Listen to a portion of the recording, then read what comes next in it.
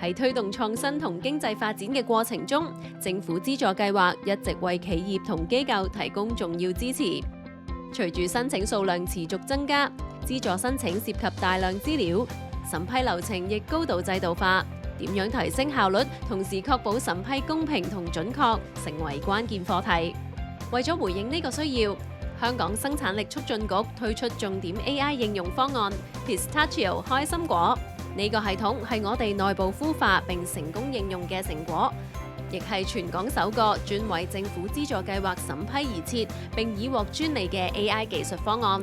Pistachio 整合3大核心功能，同時實現提效同提質。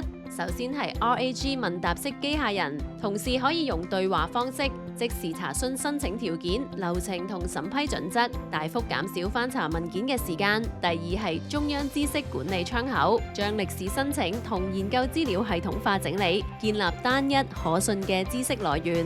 第三係 AI 審批助理，根據內部準則、歷史數據同行業資訊，為申請作出初步評估，並自動生成標準化審批回覆同報告。透過 Pistachio， 整體審批效率提升超過20%，準確度達90% 以上。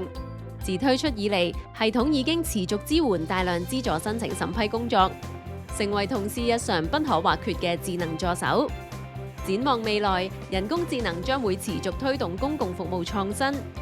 Pistachio AI 平台正為智慧政務同數碼轉型開創更高效、更智能嘅新方向。